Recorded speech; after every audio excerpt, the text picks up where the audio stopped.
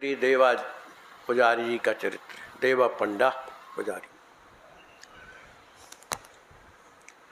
बोलिए श्री देवाजी महाराज की जय।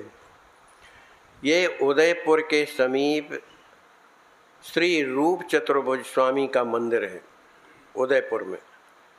अब वहाँ के पंडा पहले लोग पुजारी कम कहते थे, पंडा ही कहा करते थे। तो वहाँ के पंडा पुजारी थे श्री देवाजी महाराज। वो पढ़े लिखे नहीं थे पर सरल इतने ज़्यादा थे कि वो भगवान के प्रति उनकी बड़ी आस्था थी। उनकी जो बनता था सेवा करते थे, आत्मा से करते थे। उस जो सेवा करते थे उसी के द्वारा उन्हें कुछ मिलता था, तो जिससे उनका गुजर बसर चलता था। बस यही उनका काम था, लेकिन हृदय से प्रेम से सेवा करते थे। एक दिन की बात है कि उदयपुर नरेश जो महाराज हैं, इनका रोज़ाना का नियम था कि वो सायंकाल की आरती में ज़रूर सम्मिलित हुआ करते थे। भगवान की शयन आरती होती थी। आरती करने के बाद भगवान की जो पुष्पमाला है उसे पंडा जी निकाल करके और महाराज के गले में डाल देते थे। ये नित्य प्रति का नियम था। लेकिन कभी कभी भगवान अपने भक्तों को ऊपर उठाने के लिए, उनको प्रकाश में लाने के लिए कोई ना कोई लीला कर देते हैं। अब उस जिस दिन, एक दिन की बात है कि उदयपुर नरेश समय पर न आए। आरती हो गई, भगवान का शयन भी हो गया। अब जब शयन हो गया तो उन्होंने जो माला भगवान की थी तो कुछ देर तक तो हाथ में पकड़े रहे कि शायद नरेश आ जाएं।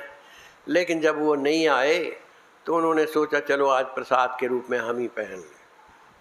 तो उन्होंने पहन लिया। अब चूँकि वो सियाने थे, उनके जो बाल थे सफ़ेद हो गए थे, लंबे बाल थे उनके। अब जैसे ही पहने वैसी सामने देखा तो उदयपुर नरेश चले आ रहे हैं। आप तो बड़े दुखी हो गए। तत्काल भीतर जाते हैं मंदिर के कि शायद कोई दूसरी माला पड़ी हो, लेकिन कोई दूसरी माला नहीं। तो जल्दी जल्दी में अपनी पहनी हुई माला ही निकाले और ले जा कर के महाराज के गले में डाल दिया। तो महाराज का ये नियम था कि उस माला को लेकर पहले अपने सिर में लगाते थे, आँखों में लगाते थे। भगवान की कृपा की, उसमें एक बाल लगा हुआ था, लंबा बाल था, उसमें भी सफ़ेद बाल। उसको देख कर के उन्हें लगा, देखो इसने अपनी पहनी हुई माला हमें दे दी है। तो उन्होंने व्यंग में कहा कि पुजारी जी, क्या भगवान भी बूढ़े हो गए हैं? अब जब इतनी बात कही तो पुजारी जी तो वैसे घबराए हुए थे। उनके मुख से अनायास निकल गया कि हाँ सरकार, भगवान भी वृद्धावस्था को प्राप्त हो गए। अब उनको इस बात पर दुख भी लगा कि ये झूठ अलग बोलता है। ठीक है, हम सुबह आकर के भगवान का दर्शन करेंगे। अब इतना कह करके उदयपुर नरेश तो चले गए। अब इधर पंडा जी को तो नींद नहीं आ रही। रात में भोजन भी नहीं किया, बस उसी मंदिर में बैठे बैठे, हे प्रभु मेरे मुंह से ये क्या निकल गया, मैं अब क्या करूं?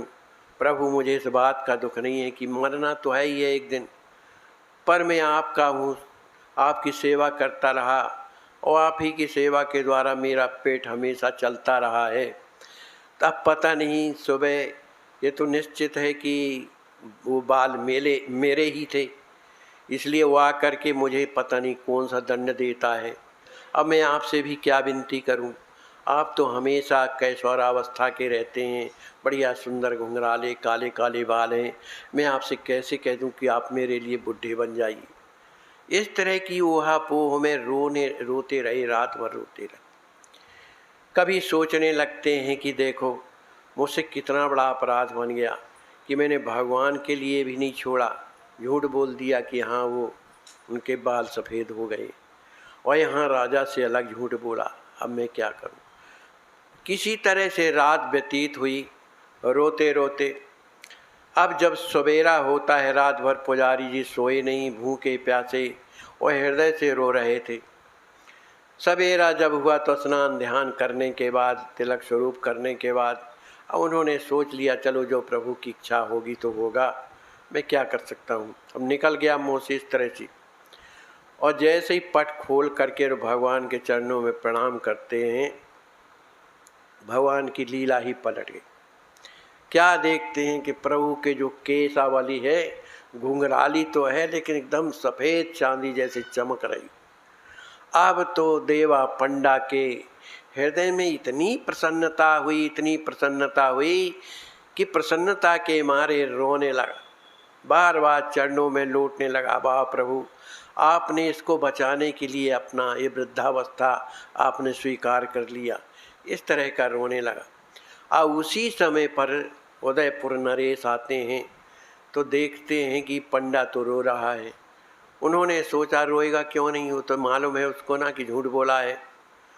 अब उन्होंने कहा कि अब हम भगवान का दर्शन करना चाहते हैं। तो पंडा ने खोल दिया, जो लगा हुआ था पर्दा खोल दिया, पट, और जैसे ही उदयपुर नरेश ने भगवान का दर्शन किया तो उनकी पूरी केसावली सफ़ेद सफ़ेद और बड़ी सुंदर लग रही थी। भगवान तो सुंदर है ही, वो कुछ भी लपेट लें चाहे कुछ भी कर लें, सुंदर तो सुंदर होता है। अब तो उनको लगा उदयपुर नरेश को कि देखो अपनी जान की स्थिति को बचाने के लिए इसने बाल सफ़ेद लगा दिए भगवान के ऊपर। तो कहा कि भगवान के तो बाल सफ़ेद हैं, कहा आप ही देख लीजिए, हम क्या कहें आपके लिए। तो अंदर जाते हैं उदयपुर नरेश और बड़ी गौर से देखते हैं, कहें लगते तो हैं कि वास्तविक हैं, लेकिन करें कैसे अनुभव हो इसका। तो एक बाल पकड़ के खींचा तो भगवान की जो नाक है उसमें सिहरन हो गई, नहीं करते ऐसा शब्द निकलता है, और खींचा तो एक बाल तो खड़ा आया और खून का छींटा जो अल्फी डाले हुए थे उसमें पड़ा, सफ़ेद रंग की अल्फी थी उसमें पड़ा। अब तो उदयपुर नरेश के हृदय में तो इतनी वेदना हुई कि मैंने भगवान का कितना बड़ा अपराध किया और भगवान ने अपने भक्त के लिए क्या किया, ऐसा सोच करके, और भगवान का दिव्य दर्शन भी तो हुआ उसे, तो वहाँ पर धड़ाम से गिर जाता है, उसे होश नहीं आया, बड़ी देर तक बेहोश पड़ा हुआ वह बादशाह है। अब करे तो अब उसके हृदय में क्या दर्शन हो रहा है। देखो बेहोशी की भी स्थिति में भगवान की कृपा का अनुभव हुआ करता है, उसे समाधि ही कहते हैं।